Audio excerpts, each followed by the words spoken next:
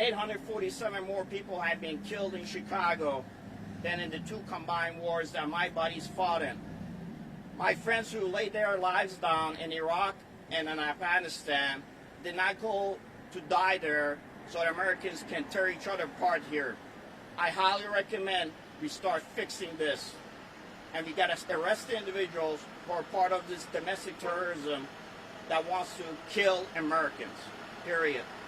I'll be followed by Mr. Mark Curran.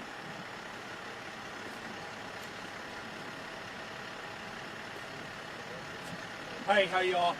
Mark Curran. So by way of I'm running for the United States Senate. By way of background, I was a former county, state, federal prosecutor, the longest serving sheriff in Lake County history. So what happened here the other day, funeral going on, gang drives by, open fire, young people shot, women shot, total disregard for any life, no matter who it is. And so what we need to understand is, this is evil. These people are evil.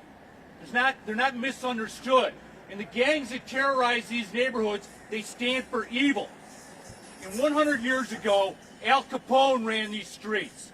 And 100 years ago, Al Capone owned the elected officials in Chicago. Today, it's the Black Gangster Disciples, it's Arukans, it's, Latin Kings, it's all kinds of street gangs, and the same thing is going on.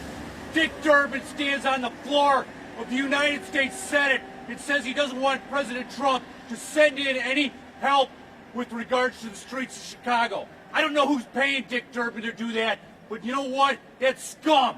There's people that are dying all over these neighborhoods. They're young people. They need help. They'll take help any way they can get it. I don't know what you're thinking about, but I'm telling you, Dick Durbin, that is totally inexcusable. Start standing up for the safety of America, and especially the most bloodiest street in America. I agree with you. Yes, sir. Yes, sir. I'm Theresa Rayborn, and my last name is spelled Raborn. I'm the Republican nominee for Congress for the 2nd Congressional District, and I am here to denounce all of this violence that is going on. The other day, 10 women were in that group of people that were shot. These people, whatever happened to protecting women and children? So far this year, in only 7.5 months, more children under the age of 10 have been murdered than in the previous 2 years combined. It is imperative that we bring people together and come up with policies that will protect our communities and to make sure that our families are safe and secure in their neighborhoods and not be in fear every day of being shot. Thank you.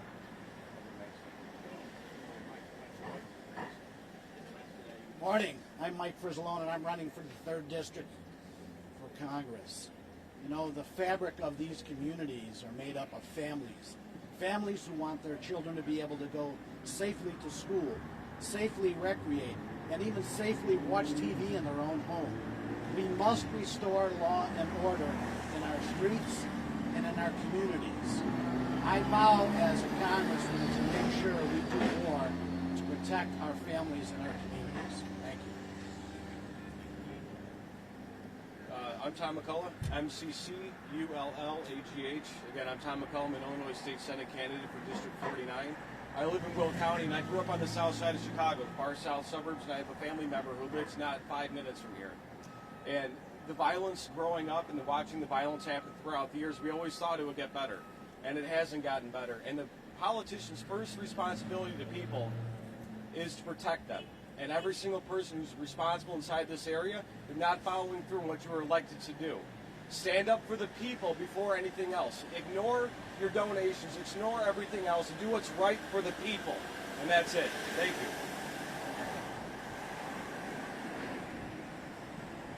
My name is Ben Beerley. That is spelled Bierly. Major, United States Marine Corps, retired. I'm here, let me first correct the record on the shooting that happened here at this corner. It happened down this street here, And the funeral home is where people ran to safety. So that made the headline, but let's correct it. Okay, people went there to be safe. They didn't get shot in front of it, okay? And we need to make sure that we get that straight, that people ran there in the business across the street for safety and not in danger at those businesses. Having said that, we need to look at what's really going on. We need to have a discussion. Let's face it, this is not something that's going to be corrected overnight. I am absolutely thrilled to hear that President Trump wants to send a task force here to get the people off the street that we don't need here. But this is not just a political problem, it is also a cultural problem. But politics has added to, and in fact, in some ways created this problem by incentivizing and even demanding fatherless homes here in Chicago and throughout the nation. When there is not a father in the home, you can expect that there's a higher rate of violence, drug use, suicide, dropping out of school, everything that we look at as the problems that we face as a community and as Americans really traces back to that, with how we do welfare and how we restrict home ownership in some cases.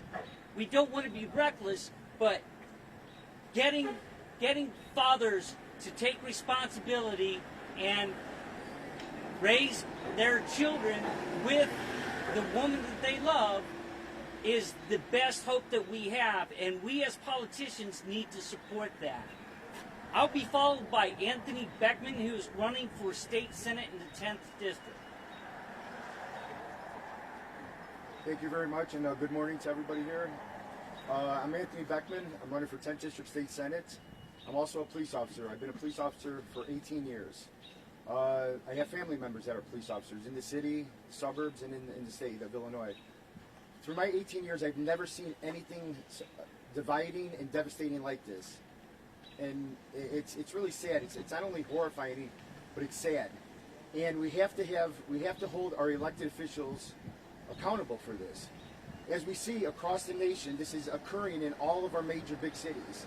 And the common denominator for all of that is they've been run by leftist, progressive, liberal Democrats for years that don't want to find solutions. They don't want to find solutions for the urban areas. They don't want the gangs stopped. They don't want the drugs off the street. You see it today that they're incentivizing this. They're not telling us the protesters, the rioters, to stand down. They don't want the gang violence to stop. They want this to be a political message when it shouldn't be about politics. It should be about human life. That's all this is. It's human life.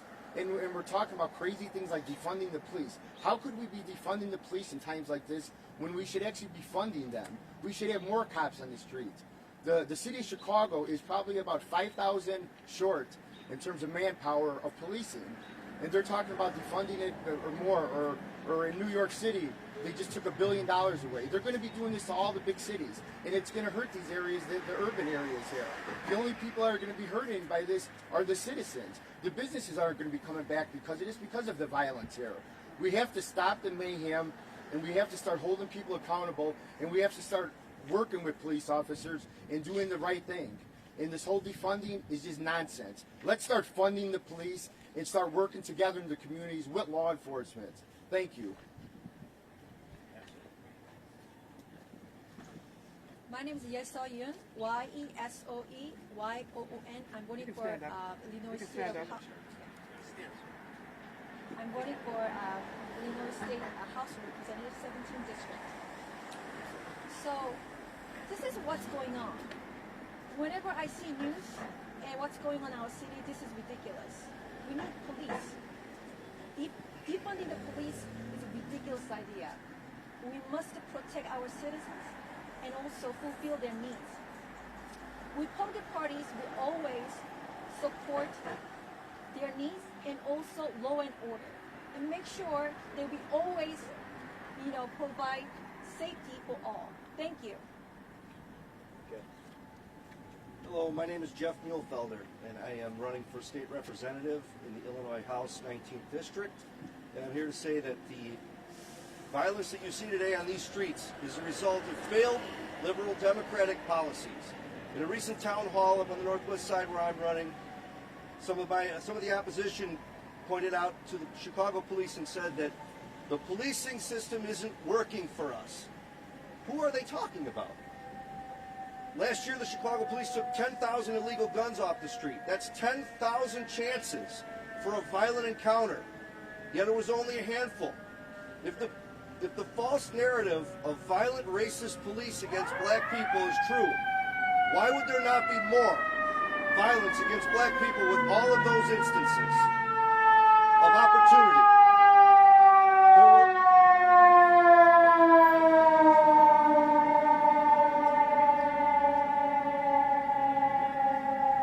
I'll tell you why there wouldn't be. It's because those are lies. Those are lies based upon other lies. Okay, people point to the Ferguson report. People point to the Chicago DOJ report. Let me ask you a question. Does anybody here read those reports? I highly doubt it. No, he hasn't read them, okay? I have read them. What I can tell you is that, let me give you an example. 75% of the NBA is black. Does that mean the NBA is racist against white people? No, it does not, okay? The data that is used in those reports to call police racist is the same exact type of data. It is a lie. And based upon that lie, innocent people are dying in neighborhoods like this while the mayor moves to a neighborhood in Sauganash where they are not. These people do not have to sit there and deal with the repercussions personally of the violence that their failed policies cause. And that is what I am here to say, is that is a failure of leadership that on the state and county and local level of progressive liberal Democrat policies.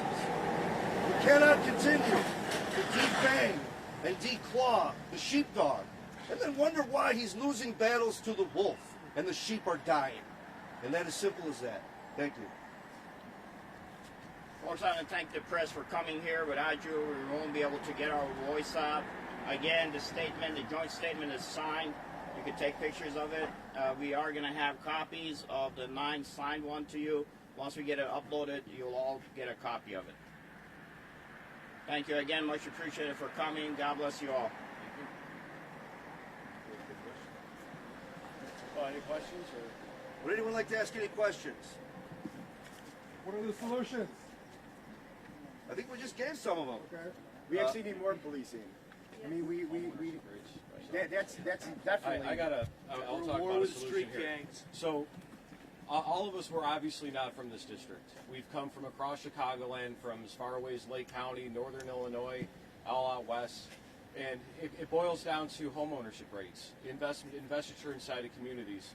If Lori Lightfoot and the governor and other people want to work together and bring a property tax cap down to 1%, bring home rates in Englewood instead of $1,600 mortgages for $600 for a $60,000 house, bring it down to $800, bring the investment home ownership from the community 13% up to 70%, you're going to see those crime rates go through the floor.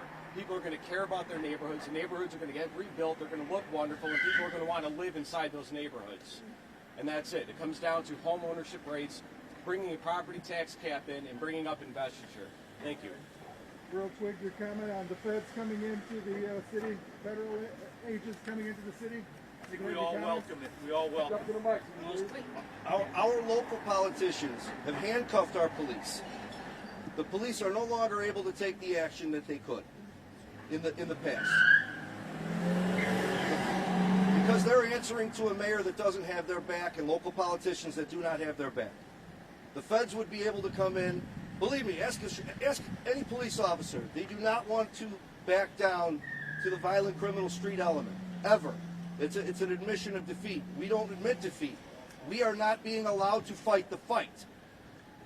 The feds would be allowed to come in and fight the fight because they don't have to answer to the mayor. And it's that simple. So Colonel Sangari who orchestrated this press conference, invited all the leaders essentially that were running for office You'll see up here we're all Republicans. It's not. It was not intentional, you know.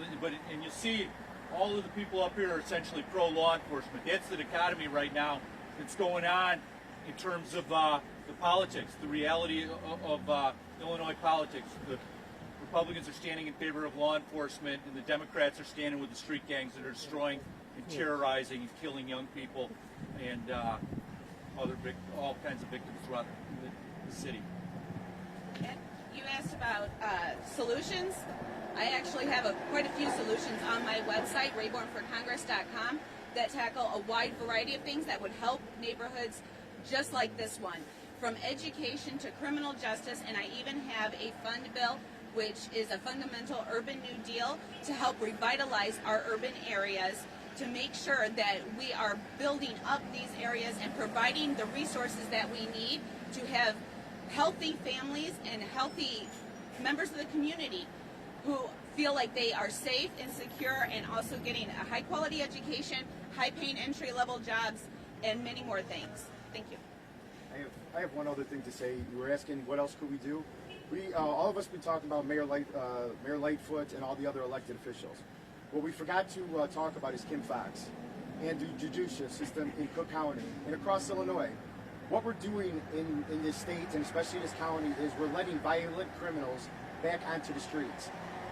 And that in itself is a lack of leadership. I mean, we're arresting people, and for police officers, that's even more disheartening. We're locking up vicious gangbangers, murderers, rapists, and within 48 hours they're back on the streets to cause more violence.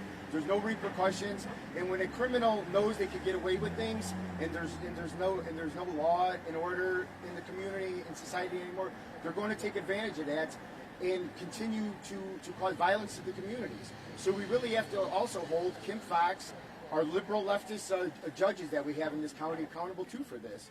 I mean, they're not doing the job for the people. They were elected to do a job to put away criminals, keep them in jail, and their failure to do that is in itself horrific. Thank you. Solution is very simple. Defunding is not the solution, but provide our police to do better job, more training. That's the solution. Thank you. As I said when I spoke also, we absolutely have to look at our policies from a state and national level at what we're doing to destroy intact families, get fathers back in the house, allow them access to their children in a family situation. However, we need to work to do that. We stop incentivizing the things that are causing the problems. And as Theresa mentioned, we need to also fix our education system. We need to stop pushing kids through when they're not ready to advance, get them the quality education that they need so they can actually have hope for the future. Fix the hope, fix the family, and we will do a lot to eliminate the crime that we see on the streets. You can find more information about my ideas for this at ben4illinois.com. That's ben4illinois.com. Thank you. Again, I want to just do a final closeout. Unless there's other questions, that's fine. Yes. But go ahead. Quickly, in 100 words or less, just your views on Antifa, Black Lives Matter, and similar groups. Well, look, for me, I ran force structures for those Syrian Christians that were getting killed between 2014 and 2017. In 2015, when one of my commanders was killed by a socialist Kurdish group in Syria, Antifa was there with them training, flying their flag. So it's beyond my understanding why we do not recognize their ties to foreign powers and foreign governments. In this case, when the YPG Kurds were getting money from the Russians, how is it possible that Antifa will not be getting it? The fact that they killed one of my commanders on the ground who was just trying to ensure that Christianity survived in Syria and Iraq. Now, as far as the other groups are concerned, you can have your groups, but you have to have a cause that is beyond what you're trying to do, that there's going to be an outcome. The only people who are going to write your outcome, folks, I hate to tell you, if you don't want to believe it, are the folks in the legislature. They're the ones who write the laws. They're the ones who pass the bills. So if you're an organization in this case, and the only thing you've achieved is to have your name placed on a road, the same road that cars drive on with dirty tires, people spit out of their windows on, birds poop on it, you have individuals who throw their garbage on, and people walk all over with their dirty shoes, and at times you have homeless people who defecate on it and urinate on it. That is not success. So if somebody in your leadership told you that's victory, you need to fire them. Go find leaders who understand that the only way you're going to win is you got to get your folks into Congress, period. And not take your money from you under a cause, give it to the already incumbents who've been sitting there for 30 years, 40 years, some of them only 70 years, and think that that's victory. With that said, on my behalf, again, I will tell you, it's all our fault. We have to work together. Otherwise, it's all hot air. Democrats, Republicans doesn't mean nothing. We're Americans. If we can't work together, we're going to keep on destroying ourselves internally. So all of us are to blame. We all got to do a better job of working together, reaching across the aisle, and working together as Americans. We the people, folks. We the people. Keep that in mind. Thank you very much. You know, I wasn't going to say anything, but you know where all this starts? It starts in the individual families. I mean, the government gets involved to help us. And all these people are great people with great ideas. But each family's got to go back to God, family, and country again, like we were founded on. If each family works with their own family to correct the problems in their own family, that's where it's got to begin, in the family. So when they talk about taking down churches and statues and all this other stuff, the family's got to step up and say to the members of the family, stop it. It's all got to come from the family. Thank you. I had one more thing to address his question about Antifa and BLM. BLM, does everybody see their symbol? It's a black fist up in the air like this, right? That's the same fist of Marx. Okay, that's the same fist every communist group has been using for the last 60 years. Antifascista, that's a communist group that fought against Hitler. Okay, these are Marxist groups. There's a YouTube video out there with the leader of BLM, or at least claiming to be the leader of BLM, explaining how she's a trained Marxist. That's the elephant in the room we don't want to talk about, okay? A lot of the policies of the liberal Democrats, and I'm looking at the cameras here, that the media votes that way as well, which is why not much of this might make it onto TV tonight. I'm going to watch for it, okay? The words that we're saying aren't making it out, okay? The Marxists do not like America. They hate America. That's what we're fighting against, okay? They're fighting against the very system that allowed Jay-Z to become a billionaire. There is no racism in this system, okay? The racism is in the people who continue to pass false lies off as truth. Thank you. Thank you. Final comments from anybody? Final thoughts? What are a few words? Thank you, guys. Hey, thank you. Thank you. Put my name on there.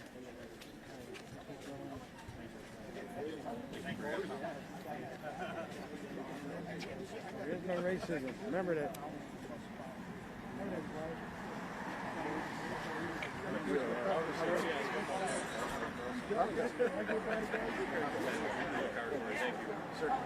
Thank you for coming out today. I appreciate it. Thank you.